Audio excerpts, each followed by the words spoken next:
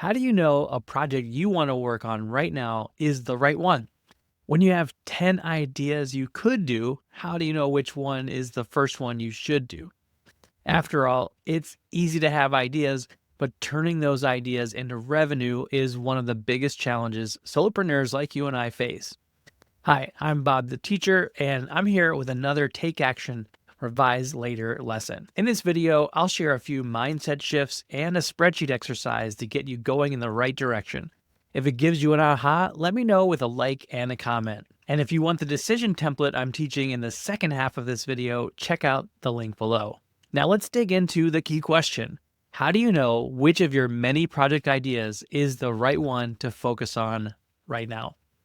The truth is, you'll never really know until you actually finish what you start, and the real world outside your home office lets you know. The data will make it obvious, whether it's the sound of crickets, a flood of new engaged subscribers, or new dollars in your bank account. You've got to get your idea out there to know if it's the right one. You've got to take action and revise later.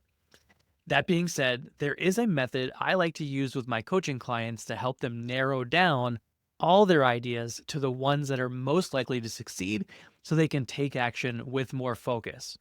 It's a modification of a project management framework called ICE, which I've used since I learned about it from growth hacker Sean Ellis. There are three things to consider for each project. The I in ICE is for impact. What's the impact that this is going to have? You can think about this from the perspective of your business or for your customers and clients. I like to think of it both ways. And another way I like to think of it is the I can stand for income, because for some projects, the revenue that you'll be bringing in can be a critical factor. Next is the C for confidence. How confident are you that this project will have the impact you think it will?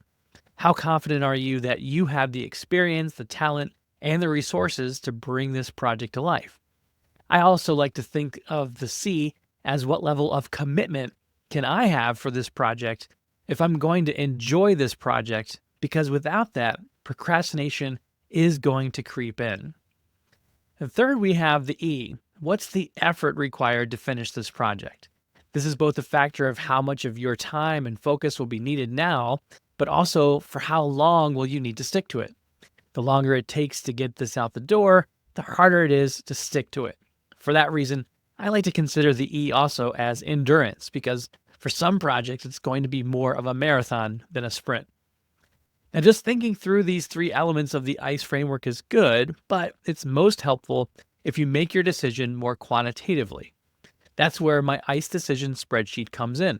When you follow the next steps and score each project across the ICE framework, you give yourself a clear path to making the right choices.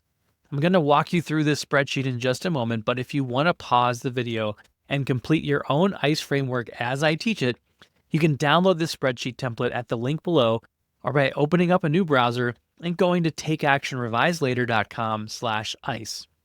So pause the video right now and get that spreadsheet, then come right back. Okay, all set? Great. Let me walk you through it. Now, your first step with the spreadsheet is to come up to File and make a copy of it so that it can be on your own Google Drive. If you prefer to use Microsoft Excel, then of course you can download an Excel version if you wish. Now, let's do an inventory of the main ideas that you have for your business and put them into the project task column. This framework can be used for big projects you have, or it can be used for individual options within a particular project. Totally up to you. For this video, I'm going to list out a series of projects that a coach might have as options that they might want to pursue. If you want, pause this video and come up with a list of at least 5 project ideas so that you can go through the rest of the exercise. Now that we have the list of projects in mind, we want to give a score for each one in those 3 categories. So for the impact category, we want to give a score of a 1 if we think that this is going to have minimal impact on our business and our income. A 10 means that we think it's going to be a home run. You're likely going to give it a score of somewhere in between. Next, give yourself a score of 1 to 10 for that confidence level that you have for that individual project. A 1 means you have no faith that this is going to work out. and a 10 means that it's a slam dunk. Again, you're probably going to be somewhere in between. Next, give yourself a score of a 1 in the effort column if you think that it is super, super easy. Pretty much you could do it in your sleep. And a 10 is it's probably the hardest thing that you're ever going to have to do. Now, again, pause this video and give yourself a score for each of the projects in those 3 categories. Now, once you have all your projects evaluated across the rubric, it's time to reveal the score. Now, this is a new column that I've just revealed for you. And what it's doing is it's taking the impact and multiplying it by the confidence, and then it's dividing it by the effort required, and it's resulting in this particular score. Now, what we want to do is make sure that this header row is set up to group all of the projects and the resulting scores together. And we do that by coming over to these 3 dots and making sure that there is a filter turned on. All right. Now, once we have that filter turned on, we can then sort by the score column from Z to A to put the highest item on the top. And as you can see, it's going to give you the list of what you've just come up with in that prioritization order. This is a quantitative result from the exercise, but it's not set in stone. You, of course, can make adjustments as you would like. Once you see that priority order, your brain and your gut, they're going to combine together and say, this looks pretty good. Maybe this is the best of the top 3 or 4, but I ultimately want the choice of which one is the first one to do. Remember, this is an exercise to help you make a decision.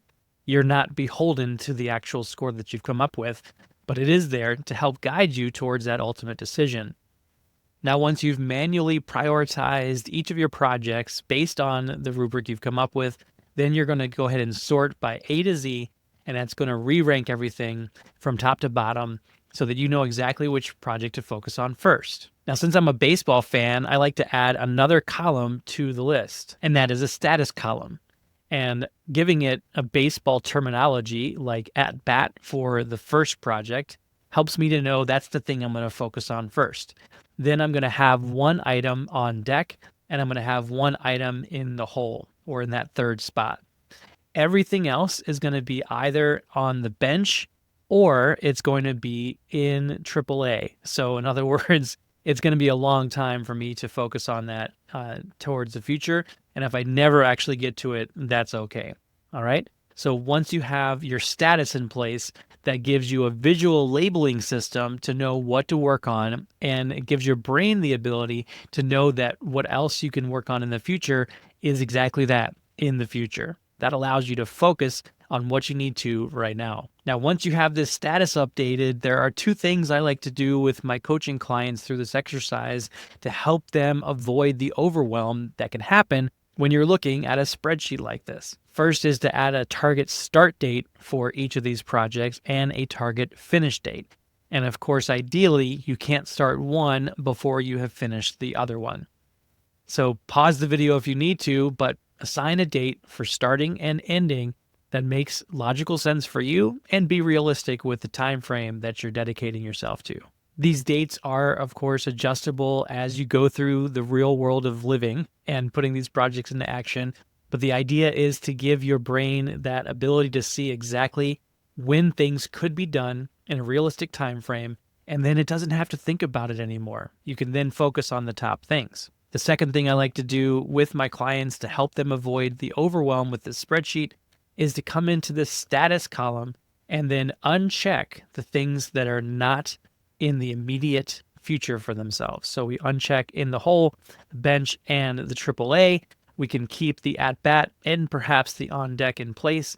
And visually then, we're only focused on these first 2 priorities. This frees up our visual space. It eliminates a lot of mental overwhelm, and it gives your brain the comfort of knowing when you're ready to move on to the next project, all you have to do is reveal the next thing in the list. As you finish each project, of course, you'll want to go ahead and mark it as complete and switch whatever is on deck to at bat and whatever's in the hole to on deck. Recheck your status and remove those that are complete to allow you to focus on that next project you want to do. Now it's up to you to put this ICE framework into action. Now, one secret to success for any entrepreneur like you is to commit to an idea through to the finish line and not get distracted by all the possibilities. Using this strategy is one of my favorite first steps in turning an idea into revenue. I'd love to hear what you think with a comment below. And of course, I invite you to like and share this video with other entrepreneurs who would benefit from this method. Make sure you've downloaded the ICE framework template at takeactionreviselater.com/ICE, and I look forward to teaching you again soon.